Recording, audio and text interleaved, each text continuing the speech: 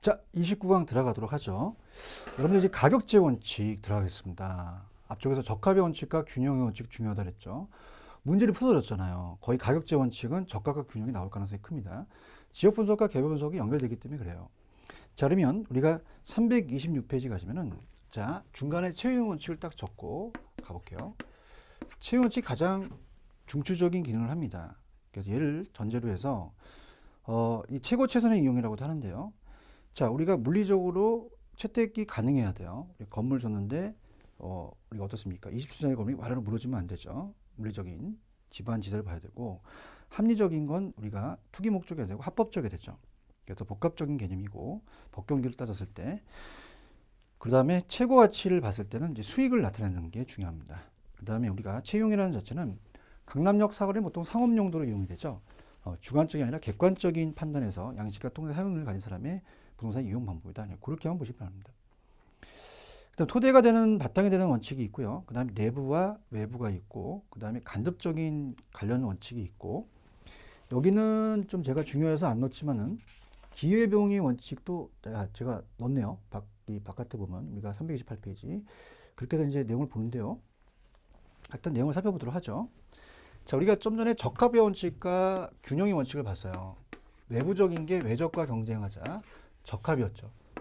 적합은 이제 외부적인 거로서 지역 분석으로 경제적 감가로 봤습니다. 그 다음에 내부적인 게 이제 균형의 원칙이 대표적으로 우리가 내부적인 내부 구성 요소를 따져서 기능적 감가와 개별 분석이다. 이렇게 잡아드렸어요. 얘네가 다 잘 나옵니다. 외적, 내부, 균형 이렇게 해서. 그럼 이제 예전에 뭐 출제가 됐지만은 지금은 잘 안 되지만 토대가 되거나 바탕이 되는 전제가 되는 원칙. 그래서 가격 원칙은 그렇습니다. 우리 감정평가 파트는 어렵기 때문에 우리가 보통 강사들이 진도를 빼게 되면 마지막에 그냥 날려버려요.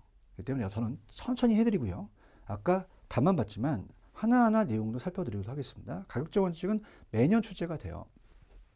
자, 그러면 토대가 되거나 바탕이 된다는 것은 어떤 전제가 된다는 거죠. 야, 너 그걸 바탕을 좀 아니? 뭐 바탕에 대한 까는 거죠. 그러니까 우리가 외부적인 환경이나 내부적 환경이 항상 그 채용을 바탕으로 이제 채용에 대한 것이 바탕이 될 수 있는 게 전제가 된다는 겁니다. 예측과 변동이 항상 변하고. 그럼 채용을 현재 판정하는 게 아니라 미래까지 예측하기 때문에 예측의 원칙이 기초가 되고 바탕이 된다는 얘기죠. 그럼 변동과 예측을 본다면, 자, 우리가 변동의 원칙은 항상 가격이 항상 과거와 현재와 미래가 변한다는 얘기입니다. 그죠? 뭐 우리가 시점을 명시해야겠죠. 시점이 나오면 변동의 원칙과 관련돼요. 변동. 그래서 우리가 어떻습니까? 기준 시점이라는 걸 앞쪽에서 배우셨잖아요. 나중에 또 이제 수입 비교 방식에서 시점 수정이라는 걸 배우실 거거든요. 자, 이렇게 해서 시점이 나오면 무조건 이 변동과 관련된다. 이렇게 잡으시고요. 그다음에 예측이라는 것은 과거와 현재를 예측하는 게 아니라 미래를 예측하죠. 그럼 장래라는 것이 나오면 무조건 예측의 원칙과 관련이 됩니다. 이렇게. 그래서 변동은 가치 형성 요인이 항상 변동, 하나 변한다.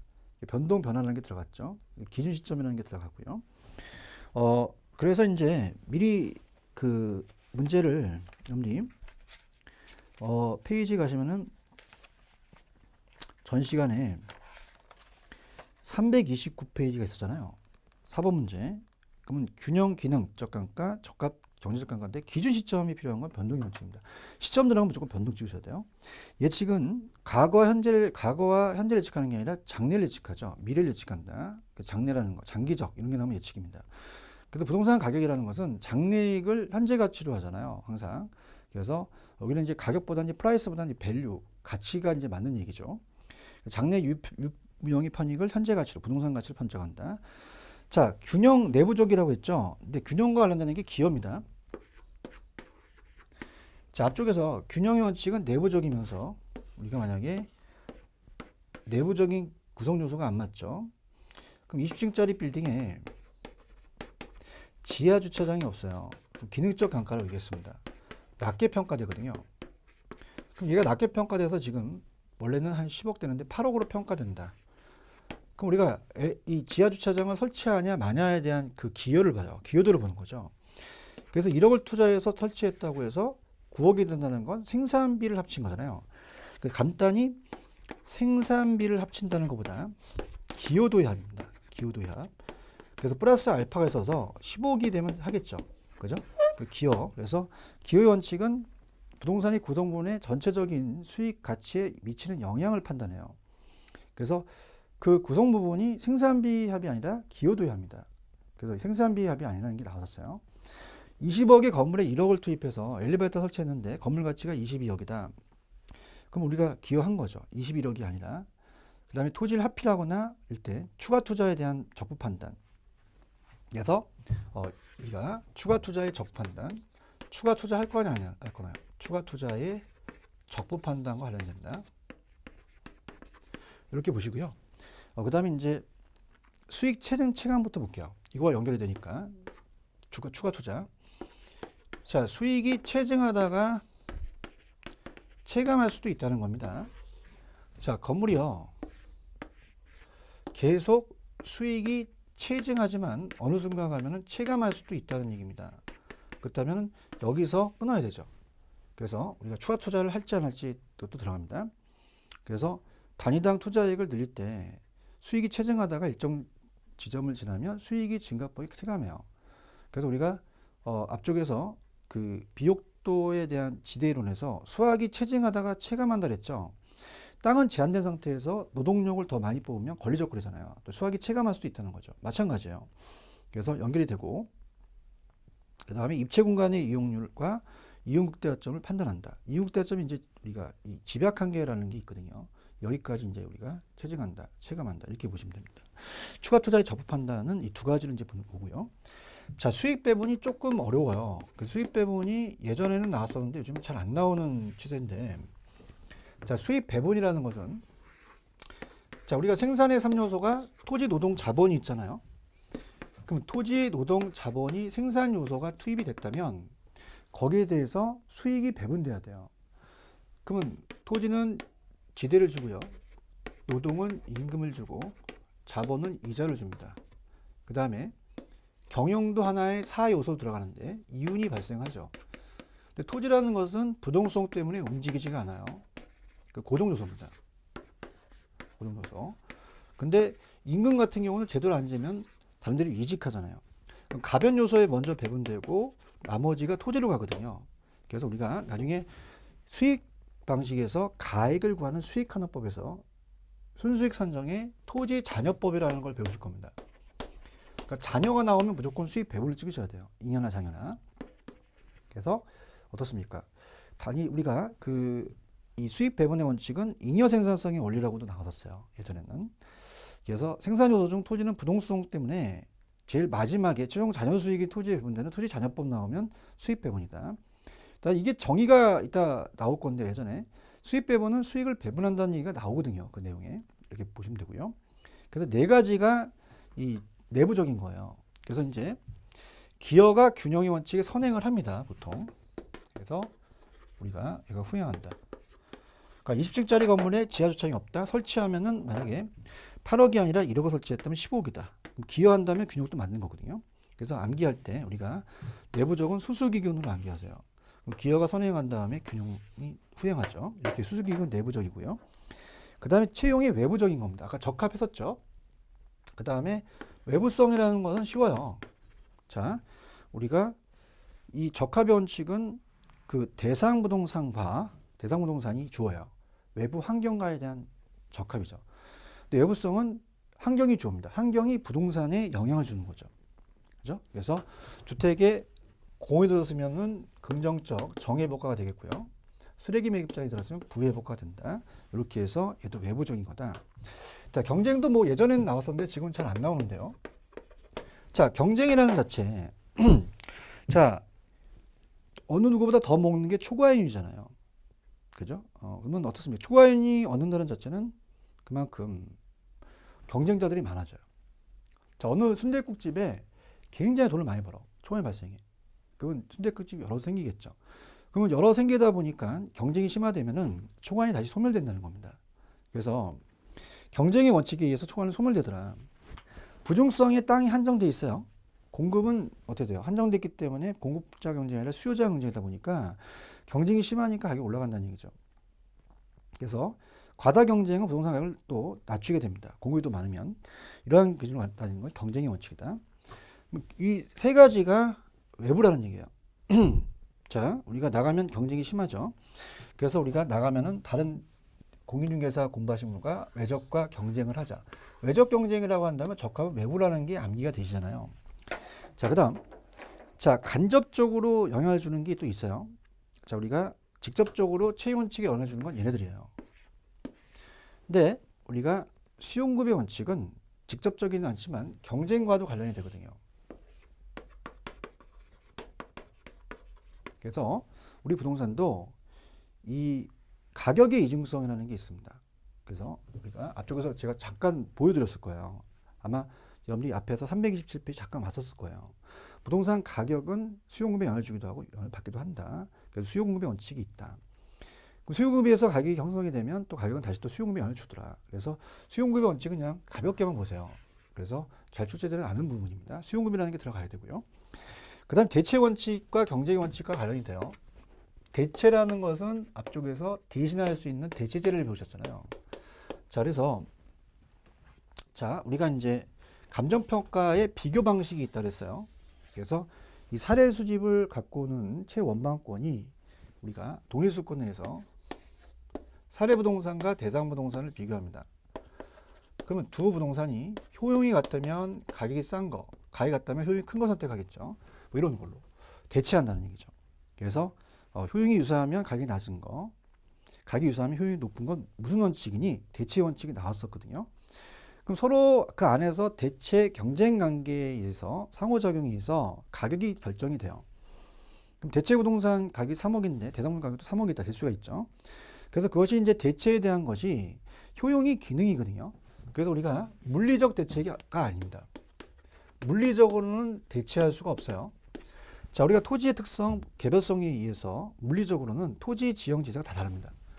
물리적 대체가 아니라 우리가 효용, 용도가 자, 우리가 보통 강남역 사거리에서 대상과 옆에 있는 사례가 있다.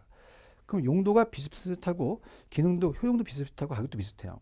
그럼 우리가 용도와 기능과 가격 면에서 대체죠. 야, 내가 대신해 줄게. 용기가 있어야 대신해 주잖아요. 그래서 이렇게 암기하시면 또 좋습니다. 효용을 또 기능으로 또 체크하시면 돼요. 그 다음에 이제 우리가 여기는 안 나왔지만은 조금만 적어놔 보세요. 얘네들은 이제 3방식과도 관련이 됩니다. 3방식 모두 관련된 게 대체 원칙은. 자, 우리가 사례와 대상을 비교했을 때가 비교 방식이에요.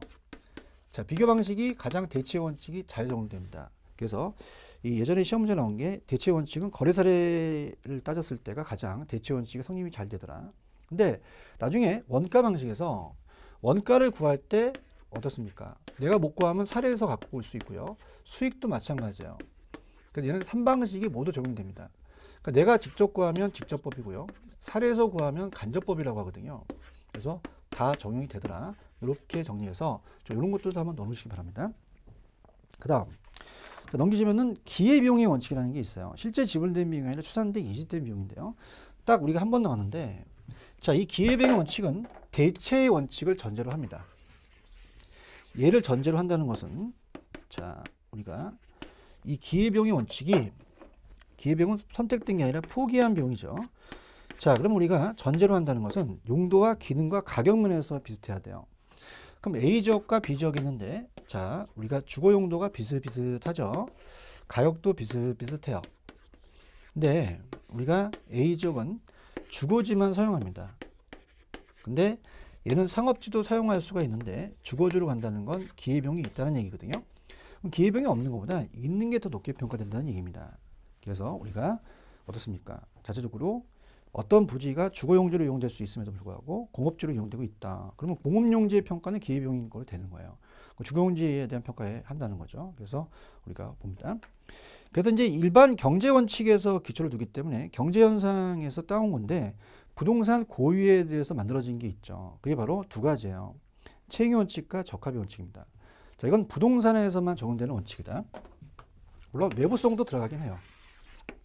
부동산 고유의 원칙이죠. 자, 이 칠판 주기는 생산될 때 처음에 제작된 게 칠판 주기를 지우는 데 사용되는 거죠. 용도가 다양하진 않아요. 제가 여러분들이 막 지우다가 우리 동영상 들으신 여성분들이면 분발한테 쓰는 건 아니죠. 그래서 토지라는 부동산 자체에서만 나타나요. 왜냐하면 용도의 다양성 때문이죠. 용도가 다양하기 때문에 채용을 해야 된다. 자, 적합의 원칙은 뭐예요? 자, 지금 어떻습니까? 이 칠판 지우개가 이게 지금 강남역에서는 아주 비싸게 평가되는데 강원도 산골로 가면 싼다? 그렇진 않죠. 얘는 외부 환경과는 절대 영향을 받지는 않습니다. 근데 이게 건물이라고 한다면 여기 근처가 강남역이라면 이게 상가 건물이에요. 유동인구가 많아요. 아, 장사 잘 돼요. 근데 강원도 산골이야. 안 돼요. 그죠? 그럼 어떻습니까? 이 자체가 적합의 원칙은 이 칠판지 같은 일반지가 아니라 부동산에 적용이 된다는 겁니다.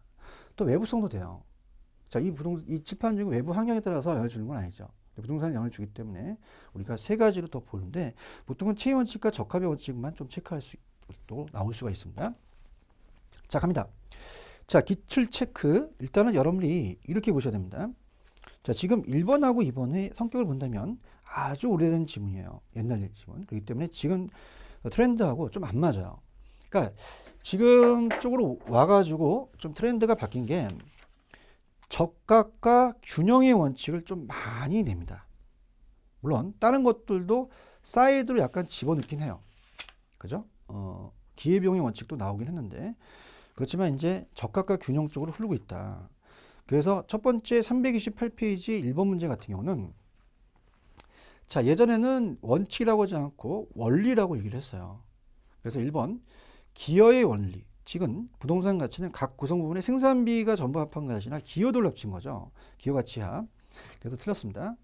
그 다음 자, 2번에 가시면 자, 이게 옛날 문제인데 부동산이 가지는 재특성은 그 시장, 그것이 시장 수요와 일치되거나 주변 토지가 어울릴 수 있는 높은 가치를 찾을 수 있는 것은 그건 주위 환경가니까 이건 적합의 원칙입니다. 그 다음 3번에 가시면 수요 공급이라는 단어가 들어갔잖아요. 수요 공급에서 상호작용에서 결정되더라. 이건 수요 공급의 원칙이고 4번에 가시면 그 부동산의 최대의 가치를 구현하기 위해서 투입되는 생산 요소라는 것은 그 앞에 내부가 생각됐어요. 내부 생산 구성 요소죠. 그래서 결합된다는 것은 당연히 그 생산 요소라는 것은 그 대상 부동산에 투입되기 때문에 적합보다는 균형으로 가야죠. 그렇게 보시고요. 그 다음 5번이 맞죠. 예상의 원리가 예측의 원칙입니다. 부동산 가치는 장래에 대한 편익을 현재 가치로 환원하기 때문에 장래라는 글씨가 나오면 예측의 원칙을 찍자. 자, 2번도 마찬가지로 그래서 1번의 정답은 5번이고요. 2번도 옛날 문제예요. 가장 올바른 거. 자, 부지와 건물. 자, 우리가 기능적 감가에서 아까 건물과 부지의 부조공이라는 게 있었어요. 자, 부지와 건물이라는 자체는 내부적인 거죠. 그래서 내부 구성 요소 간의 적응 상태는 적합이 아니라 균형이다.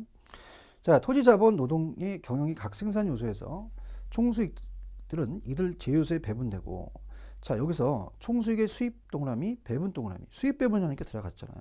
그래서 아까 토지의 가장 마지막이 기록되죠. 그래서 기여 원칙이 아니라 이 기여 우리가 이 토지에 배분된다. 그래서 배분, 수입 배분이니까 수입 배분의 원칙이다. 이렇게 하시고요. 3번 부동산의 유용성이 최고도를 발휘하기 위해서는 그 부동산에 속한 지역 환경과 적합하다. 환경과 적합한 건 뭐예요? 적합의 원칙이죠. 그 다음에 초과하는 경쟁 동그라미. 경쟁은 또 초과를 나게 시킨다. 경쟁 동그라미. 경쟁이 두 개 들어갔잖아. 경쟁이 원칙이지 뭐야. 그죠? 초과하는 경쟁은 초과를 소멸시킨다. 그래서 경쟁의 원칙이다. 그래서 예전에는 어떻게 났냐면 2번 같은 경우도 수익을 배분하니까 수익 배분. 그죠? 그 다음에 1번에 3번 같은 경우도 수용급 나왔으니까 수용급의 원칙. 이렇게 보시면 돼요. 그 글씨가 이제 다 힌트를 줍니다. 그죠? 4번도, 이번에 4번도 경쟁이 난다니까 경쟁의 원칙이다. 자, 이번에 5번. 부동산의 가격이 일반지와 마찬가지로 가격 형성의 변화에 따라서 상호 인과관계 변동 과정이라는 것은 변동이라는 게 들어갔잖아. 변동의 원칙이죠. 힌트를 다 줍니다. 5번 정답이죠. 자, 동일한 효율을 가진 두 부동산이 가장 가격이 낮은 것을 선택한다. 대치하는 거잖아요. 그래서 가격이 다른 부동산과 가격 형성에 영향을 미치는 건 대치의 원칙이다. 4번이 정답이고요. 4번 풀었고 그다음 넘깁니다. 자, 5번하고 6번은 제가 전 시간에 좀 시간이 걸리니까 안 했죠. 자, A 지역이 있답니다. 지역 분석 나오면 무조건 그건 적합이죠. 그래서 서민들이 거주하는 단독주택인 경우는 우리가 개업자 고주택을 건축했는데도 단독주택이 있기 때문에 자체적으로 안 맞아요. 그죠? 그 외부 고주택 평가한 가격이 건축 비용에도 미치지 못합니다. 적합입니다. 외부 환경이 안 맞고요. 자, 6번은 이제 공인중개사 가면 아파트 매수 의뢰자한테 110제곱미터형 아파트에 대해 다음과 같이 설명했다. 이 아파트는 1984년에 사용 승인받은 아파트인데요. 이 건축된 유사한 아파트에 비해서 화장실이 한 개 적어요. 그러면 우리가 형식의 구식화라든지 설계가 잘못다든지 설비가 안 맞는 거잖아. 내난비가 많이 들어가요. 그럼 이건 어떻습니까? 당연히 균형의 원칙이죠. 그래서 5번이다. 그러니까 트렌드가 지금서부터 계속 적합과 균형이 나와요. 그래서 우리 만약에 28일에도 시험 문제가 나온다면 적합과 균형부터 보는 게 좋습니다. 자, 7번. 아까 틀린 것은 다시 2번. 부동산의 유용성이 최고로 발휘하기 위해서는 외부 환경은 적합입니다. 1번. 대체라는 건 대체량이 들어갔잖아. 대체 관계 확립하기 위해서는 상호 간의 부동산의 일반재와 상호 간의 용도 효용, 가격. 자, 용기가 효용 기능이죠. 동일성 또는 유사성이 있어야 되고요. 자, 기여는 어떻습니까? 구성 요소가 전제에 기여하는 정도가 가장 큰 사용법을 선택해야 한다. 기여라는 게 들어갔고, 용도의 다양성, 병합 분할 가능성도 그 성립 근거가 되겠죠. 그래서 우리가 병합 분할도 잘 기여가 맞아야만 병합 분할 할 수 있죠. 용도도 마찬가지입니다. 자, 부동산 가격도 경쟁에 의해서 결정된다. 경쟁 들어갔잖아요. 경쟁이 있어서 초과인 소멸되고, 대단한 그 가격에 적합한가는 경쟁의 원칙이고요. 자, 변동의 원칙은 부동산의 자연적 특성이 영속성, 토지가 오래 가죠. 그 다음에 인문적 특성, 용도의 다양성, 위치 가능성도 성립된다. 항상 변하니까 우리가 어떻습니까? 이 토지가 오래 가기 때문에 그렇죠. 용도가 다양하고 위치가 또 변하기 때문에 그렇습니다. 8번의 정답은 틀린 거 3번이었죠. 균형의 원칙은 내부적인 관계의 적합이 아니라 외부적인 관계의 적합의 원칙과는 대조되죠. 그래서 균형은 구성 요소 간의 결합을 맞는데요. 내부적 관계가 아니라 외부적인 관계의 적합이라고 하셨어야죠. 자, 1번. 부동산 가격은 원칙은 부동산 가격이 어떻게 형성되고 유지되는지를 그 법칙성을 찾아내어 평가 활동의 지침을 삼는 게 바로 가격제 원칙 맞고요. 대체 원칙은 대체성 있는 두 개 이상의 재화가 존재한다. 그 재화의 가격은 서로 관련이 있어서 유용성이 동일하다면 가격이 낮은 거. 자, 기여 원칙은 4번. 각 구성 요소가 각각 기여해서 부동산 전체 가격이 형성된다는 원칙이다. 자, 5번. 변동의 원칙은 그 가격이 항상 가치 형성이 변하고 그 다음에 사경행에 의해서 부동산 자체가 가지는 개별적 요인에 따라서 지역적으로 변한다. 맞죠? 그래서 3번이 정답이고요. 다른 지문이 어렵지만 거의 포커스는 균형과 적합해서 내요. 그 다음 넘기시면은 9번은 이제 앞쪽에서 제가 평가 이론을 했을 때 한 필의 토지의 일부분이 도시계획시설에 저촉돼 수용될 경우 그 부분에서만 보상평가하죠. 그러면 저촉되는 수용되는 경우만 그 부분만 평가하는 것은 부분평가고요. 그러면 부분평가가 맞겠죠. 1번 아니면 2번이죠. 자, 두 번째. 아까 기회비용이는 있었어요. 도심 지역의 공업 용지가 동일한 용을 가지고 있는 외곽보다는 시장성이 높다. 당연하죠. 도심은 어때요? 더 좀 시장성이 높잖아요. 그래서 도심 지역의 공업 용지로 사용되는 기회비용이 외곽보다는 어때요? 또 기회비용이 더 크다는 거죠. 도심 지역의 시장 가격이 높으니까. 그게 현상이 이제 기회비용과 관련된다. 이렇게 해서 기회비용의 원칙이다. 좀 어렵게 나왔는데 그냥 가지고 가셔야 되고요. 정답 1번. 10번 다음 중 틀린 거. 자, 2번이었죠. 균형의 원칙은 내부 구성료의 결합에 의해서 균형을 이루지 못한 경우 과잉 부분은 원가법이라는 걸 맞아. 나중에 원가법과 관련이 되거든요. 근데 경제적 가가가 아니라 기능적 가가라고 하셨어야죠. 자, 1번 채용은 어떻게 돼요? 물리적인 채택 가능성, 합리적 합법적 이용 최고 수익을 서는 기준을 판정한다. 맞고요. 3번 적합의 원칙은 부동산 입지 인근 환경에 영향을 고려하고요. 대체는 부동산의 대체 관계 유사한 부동산에 영향을 받는다는 거. 특히 대체 원칙은 거래사례 비교법. 자, 거래사례와 비교할 때 토대로 삼는 게 비교 방식이 가장 중요하겠고, 예측과 변동 항상 변합니다. 그 현재보다는 장래, 활동 및 변화의 가능성을 고려해서 우리가 수익하는 법도 토대가 된다는 건 수익은 장래니까 항상 변하니까 또 예측과 변동을 갖고 따지자. 이렇게 해서 토대가 될 수 있다. 이렇게 보시고요. 자, 그다음 이제 감정평가 3방식이에요. 여길 가장 어렵게 생각을 하거든요. 자, 그래서 우리가 좀 쉽게 여러분들한테 접근을 한다면 일단 3방식 6방법이 어떤 게 있는지를 보셔야 됩니다. 그죠? 그래서 이제 우리가 시험에 쉽게 출제됐을 때는 그 3방식 6방법에 대해서 각 그 방법에 박스 쳐서 나온 적이 있었거든요. 쉽게 나왔기 때문에 제가 좀 기출문제는 안 넣는데, 자, 그러면 일단 가격 3면성의 감정평가 방법에 대해서 우리가 천천히 한번 알아볼게요. 자, 여기서 여러분한테 전달하고 싶은 건 뭐냐면, 자, 우리가 그 가격에 대해서 3면성입니다. 자, 예를 들어서, 자, 우리가 이 분필을 만들려고 그래요. 그 분필을 만들 때 원가가 들어가죠. 비용이 들어갑니다. 그래서 투입되는 비용이 얼마인지를 가지고 이 분필을 매깁니다. 이게 비용성이에요. 그래서 이게 원가 방식과도 적용되거든요. 적산법과 원가법과 적산법. 공공용 부동산 같은 경우는, 자, 공공용 부동산은 서울시청은 거래됐던 사례가 없잖아요. 그러면 수익도 없기 때문에 할 수 있는 건 비용밖에 없단 말이에요. 적합하고요. 시장성은, 자, 이 분필이 얼마의 시장에서 매겨진지를 제가 봤어요. 근데 시장성을 가지고 따지는 것은 비교 방식이에요.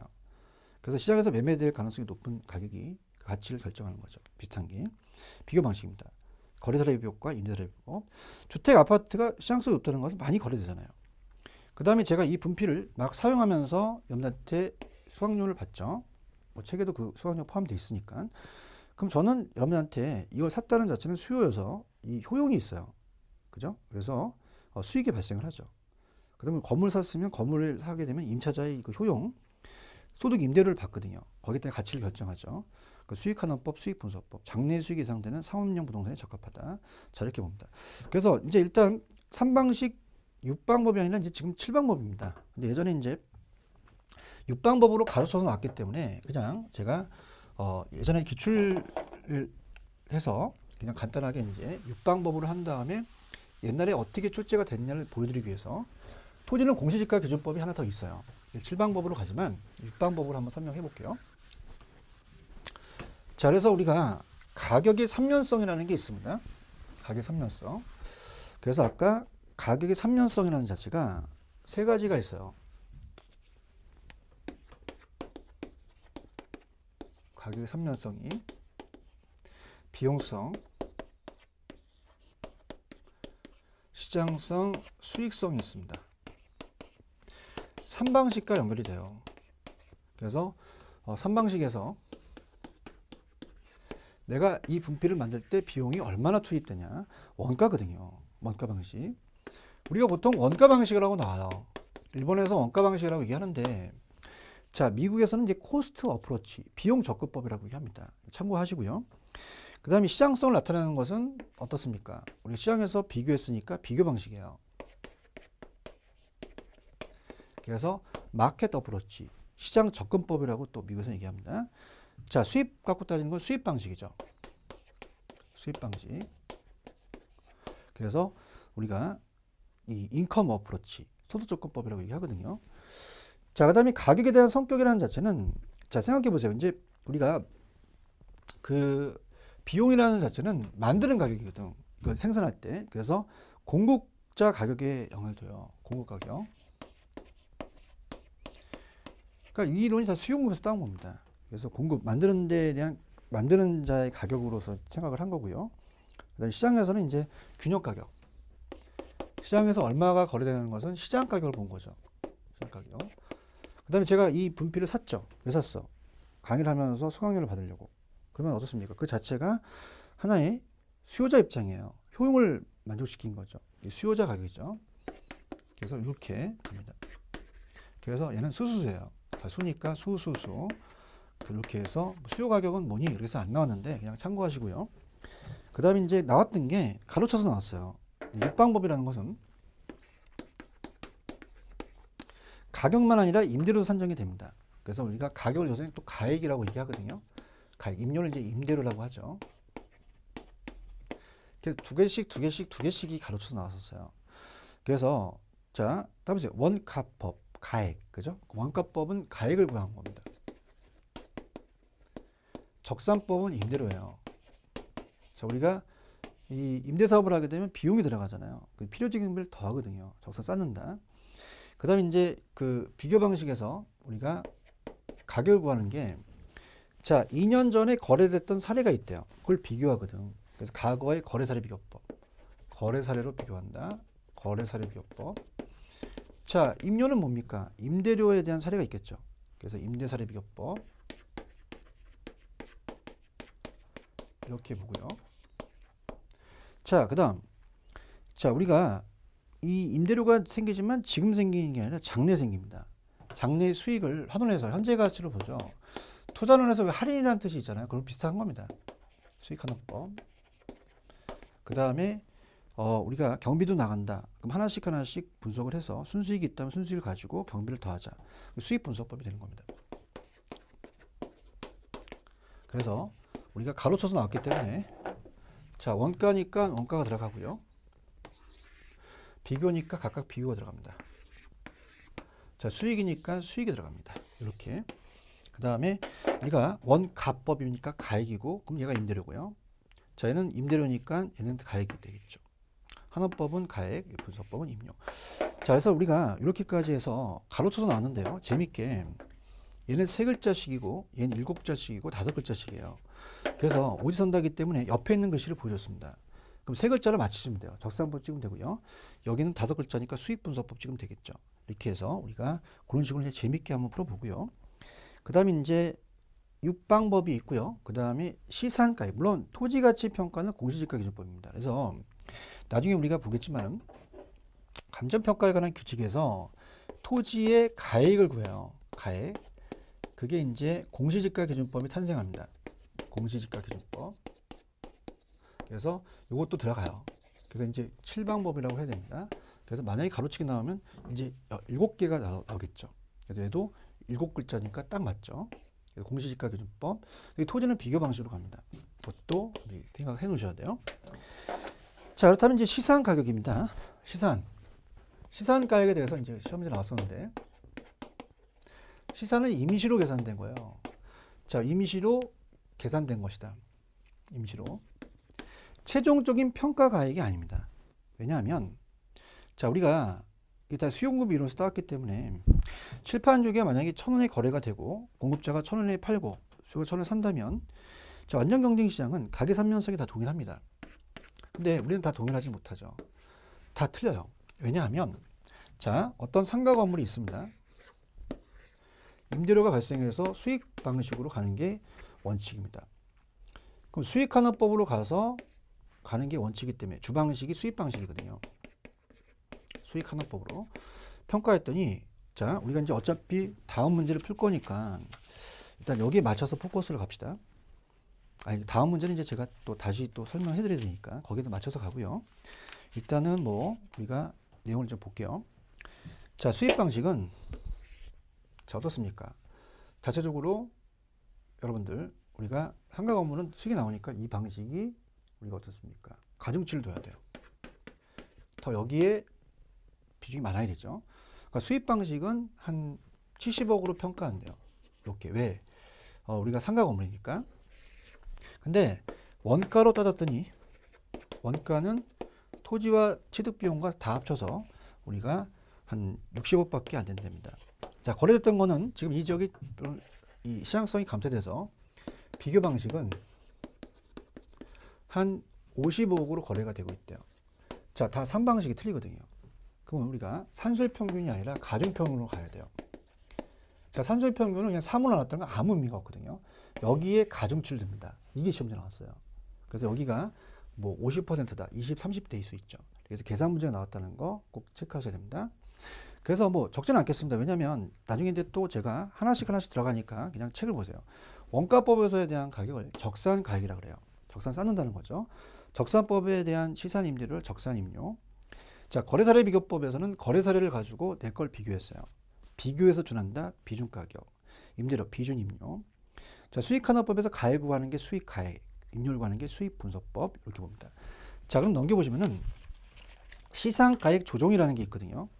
자, 어떻습니까? 조정이 다른데 필요해요. 넘겨보시면. 그래서 우리가 감정평가업자는 대상물건별 정한 감정평가 적용할 때 이 평가법에 대한 정한 걸로 갑니다. 주된 원칙이 있거든요. 다만 주된 방법을 적용하는 곤란할 때는 부속자는 다른 방법으로 또 할 수 있게끔 돼 있어요. 그래서 이 감정평가업자는 대상물 감정평가 결정하기 위해서는 어느 하나의 감정평가법을 적용하는 것이 이 시상가액을 다른 방법에 속한 하나의 이상의 감정평가 방법을 산출한 시상가액과 비교해서 합리성을 검토하는데요. 자, 대상 물건의 특성으로 인해서 다른 감정평가 방법을 적용하는 것이 곤란한 불필요한 경우에는 그렇지 아니하다. 자, 뭐 공시지가 기준법과 그 밖의 비교 방식에 속한 감정평가 방법은 또 서로 다른 감정평가 방식에 속하는 것으로 보는 건데 참고하시고요. 자, 이겁니다. 우리가 산출한 이 시상가액이 합리성이 없다고 판단하는 경우는 주된 방법 및 다른 방법에 산출하는 시상가액 조정해서 평가를 결정할 수 있다. 그럼 시상가액 조정이 필요하다는 얘기거든요. 자, 그러면 자, 오른쪽에 우리가 시험 문제가 나왔었어요. 그래서 우리가 시상가격이 하나는 지문, 하나는 계산 문제이기 때문에 이 두 문제만 풀면 마스터가 되는데요. 자, 1번 시상가격의 조정에 관한 설명에다 오는 것은 자, 부동산 가격은 3면 등가성의 원리가 적용되지 못합니다. 그죠? 그렇기 때문에 동일하지 못해요. 그래서 시상가격에 대한 그 조정 작업이 필요하다. 시상가격의 조정은 지금 밑에 풀어볼 거지만 우리가 20, 50, 30처럼 가중치를 둬요. 그래서 그냥 세 개를 3으로 나눈 산술평균이 아니라 가중평균 하셔야 됩니다. 그래서 가중치를 적용해서 평균을 계산하는 거예요. 그래서 이 밑에 가시면은 대상 물건의 성격 평가 조건, 자료의 신뢰도를 고려해서 그 가장 적합하다고 생각하는 방식으로 구한 경우 나머지 가격을 체크하는 거죠. 그럼 우리가 3번이 맞아요. 시상가격 조정은 평가 시 사용된 자료의 양, 정확성, 적절성을 등 고려해서 각각의 방법에서 가중치를 두어야 된다. 맞죠? 자, 시사는 임시로 계산된 겁니다. 최종 평가 가격이 아니라 중간 가정이에요. 세 가지 평가 방식을 적용시켜 각각 산출한 가격은 시상가격입니다. 그래서 최종 가격은 산출된 게 아니라 나중에 최종적인 시장가격을 조정을 해서 최종적으로 가격을 가는 거죠. 그 다음 시장가격의 조정이라는 것은 자, 거래 사례라는 것은 우리가 이 거래 사례, 임대 사례, 수익 사례는 사례 자료예요. 내가 사례를 얻는. 그 다음에 요인 자료 같은 경우는 이제 우리가 그 여기는 안 나왔지만 요인은 이제 가치 형성 요인이 왜 지역적과 개별적 요인이 있잖아요. 그 다음에 확인 자료는 제가 해설에 넣었지만 대상 물건의 물적 확인 및 권리 상태입니다. 등기부 등본 같은 거 띄워보겠죠. 토지 우리가 어떻습니까?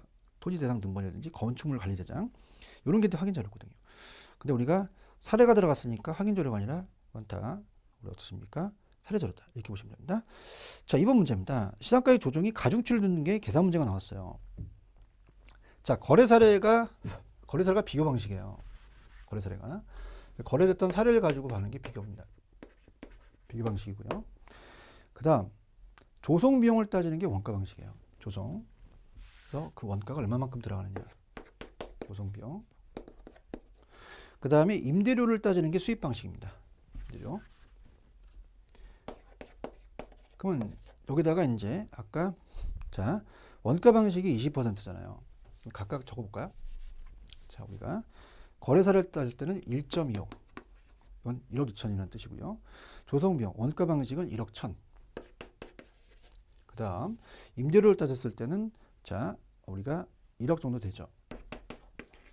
그죠? 그럼 금액은 어떤 게 제일 금액이 크냐면 거래 사례가 제일 커요. 그렇지만 지금 가중치를 부여한다는 것은 비교 방식에도 가중치를 더 부여한답니다. 비교 방식이 더 강하다는 거죠. 그럼 원가 방식에서는 20%고 그 다음에 자 우리가 어때요? 비교 방식에는 50%죠. 거래 사례는 50%가 되겠죠. 1억 2천은 0.5 그 다음에 0.2 임대료는 수입 방식입니다. 1억에다는 30% 0.3이 되겠죠. 그렇죠? 그럼 우리가 1억 2천을 반으로 빼게 되면은 6천이죠. 0.65억이라고 할 거고요. 그 다음에 1억에다가 우리가 어떻습니까? 1억 1천에다가 0.1을 하니까 이거는 0.22억 되고요. 그 다음에 1억에다가 0.3을 하니까 이거는 0.3억이 됩니다. 그럼 다 합치면은 1.12억이 되거든요. 정답은 4번인데 1억 1,200이라는 뜻이죠. 이렇게 해서 가중평균하는 게 나왔었어요. 그래서 꼭 염리 체크를 해두시고요. 자, 그 다음에 이제 상방식에 대한 장단점이라는 자체는 어차피 좀 상방식을 다 보고 나서 우리가 해야 되는데 일단은 뭐 어차피 염리 동영상을 찍으니까 또 요걸 또 하고 또 다음에 오면은 또 헷갈리거든요. 그러니까 아예 그냥 동영상을 다시 본다는 차원에서 우리가 갈게요. 자, 원가 방식은 자 다음 시간에 제가 할 거지만 원가 방식은 삼각자산이어야 됩니다. 삼각자산. 자, 어떻습니까? 원가법이라는 자체는 잠깐만 이제 말씀을 드리면 우리가 제도론가에서 강간우객을 뺀다는 것은 이따가 설명해 드릴 거예요. 다음 시간에. 자, 이 분필을 만들어낼 수 있어요. 그래서 만들어내서 감가도 됩니다. 그러면은 10원 날아가면 90원이 되거든요. 상각이 돼야 돼요. 그래서 우리가 보통 이 감각 자산이라는 것은 우리가 건물이 되고 건설기계, 항공기, 선박 같은 겁니다. 근데 토지는 만들어낼 수 없고 감가가 안 되니까 원가법을 사용하지 못합니다. 토지는 비교 방식으로 가야 돼요. 그죠? 그래서 토지는 비교 방식으로 가서 우리가 어떻습니까? 공시지가 기준법으로 표준공시지가를 동일수권 내에서 인근적이 없으면 유사지에 가서 비교를 하거든요. 그러면 원가 방식은요. 재생산이 가능한 모든 부동산에 적용이 돼요. 근데 시장성이 없는 평가에 또 유용하죠. 우리가 보통 특수목적의 부동산은 시장성이 없으면 다 원가로 가야 된다. 계획 또는 신축 건물의 평가에 유용합니다. 그래서 보험가치, 가대가치 현실적이 필요하지만 자 아직은 안 배웠지만은 이 제조원가에 대한 파악이 참 어려워요. 이 건축의 질적 차이가 있고요.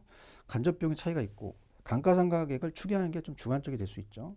그다음에 기성시가지 등의 평가를 또 불가능합니다. 기성시가지 이제 또 기성시가지가 있으니까 이제 또 원가범을 하기 어렵죠. 자 그러면 우리가 비교 방식이라는 것은 시장성과 관련돼서 거래 사례가 많아야 돼요. 그죠? 그래서 다른 방법보다 상대적으로 객관적이다. 가치추계가 법적 문제가 되어서 강한 설득력이 있다. 자 우리가 예를 들어서 감정평가사가 어떤 건물을 의뢰했더니 50억을 평가했어. 너 50억을 왜 평가했니? 아 지금 거래했던 사례가 50억이고 50억 했다. 왜 불만이냐? 이렇게 해서 더 이상 할 게 없어요. 얘기가 객관적이고 설득력이 있단 말이에요. 그 다음에 인플레가 심한 상황에서 직접적으로 시장 가치를 지지할 수 있으니까 비교 방식이 낫고요.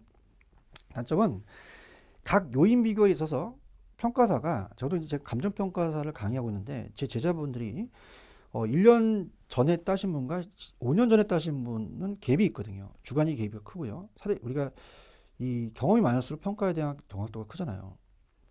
거래 사례가 없으면 적용이 불가능해요. 자, 우리가 아까 공공용 부동산 서울시청은 거래 사례가 없잖아요. 그 다음에 3번이 잘 나옵니다. 요거 표시해 보세요. 자, 비교 방식의 3번을 자꾸 이제 최근 경향에서 내는데 왜 그러냐면 우리는 아직은 비교 방식을 많이 사용합니다. 단점을 물어보겠죠. 그래서 자 예전에는 호황이었는데 지금 불황이다. 극심한 신뢰성이 미약합니다. 그렇기 때문에 보통 선진국은 수입 방식을 많이 사용하거든요. 자 수입 방식은 다른 방식의 이론적 근거가 있다. 왜 그래요? 자 우리가 앞쪽에서 가치라고 하는 부동산 평가사들이 하는 것은 밸류를 평가합니다. 그러면 장래의 현재 가치로 하기 때문에 그와 가장 이론적으로 근거가 되는 것은 수입 방식이에요. 가격 본질에 부합하죠. 그래서 외국은 거의 다 수입 방식으로 사용하는데 아직은 우리나라는 비교 방식 사용하고 있거든요. 그래서 이걸 물어볼 수 있어요. 그래서 어떻습니까? 자, 객관적이고 설득력이 있고 이런 거는 비교 방식인데 다른 방식의 이론적 근거가 강하고 다른 방식보다 부동산의 본질적인 부합한 건 뭐니? 수입 방식을 찍으셔야 됩니다. 그 다음에 경기 불황, 호황의 경우 대상문의 비교 방식에 비해서 적정성 여부를 알아보는데 유용하죠. 그죠? 그래서 우리가 현실적인 필요합니다. 그 다음에 수익성이 없는 부동산에 적용 불가능하죠. 자, 공공용을 자꾸 예를 들어서 그러는데 공공용은 우리 임대료 받는 건 아니잖아요. 그죠? 그런 거. 그 다음에 이게 문제인데 신구에 따른 가격 차이가 없다. 제가 똑같은 물건이라도 새 거 줄까요? 헌 거 줄까요? 그러면은 새 거 달라고 합니다. 그죠? 근데 얘는 오래된 물건도 수익만 많이 나오면 장땡이라는 얘기예요. 그렇기 때문에 가격 차이가 없다는 거. 그 다음에 앞으로 시장이 안전할지 불안전할지 모르잖아요. 불안전한 순수익이나 환원율의 파악이 또 어렵죠. 이런 식으로 이제 보시면 됩니다. 그래서 이거는 이제 조금 여러분이 그 동영상을 좀 한번 돌려서 이 3방식을 조금 본 다음에 다시 오면은 조금 이해가 갑니다. 미리 가봤던 거고요. 그 다음에 이제 제가 다음 시간에 원가 방식에서부터가 하는 게 아니라 다음 시간에 예고를 해드리면요. 자, 다음 시간 예고입니다, 여러분들. 자, 미리 가보겠지만은 가장 중요한 게 우리가 386페이지로 가보세요. 제가 여기 중요하다 그랬죠. 386페이지 가시면은 감칙입니다. 감정평가에 관한 규칙이 여기서 2문제 정도 나올 수가 있어요.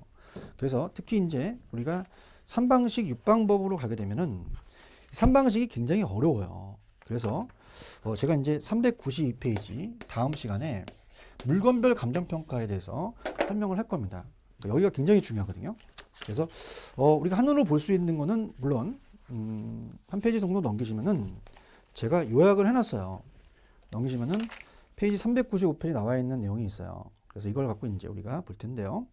일단 뒤에 있는 문제랑 연결시켜서 이쪽 부분을 강하게 가십시오. 여기가 문제가 한 문제 정도 나옵니다. 두 문제가량 출제될 수 있어요. 3방식에 대한 원가 방식을 들어가기 전에 여기를부터 기초를 해야 여러분들이 아주 좋습니다.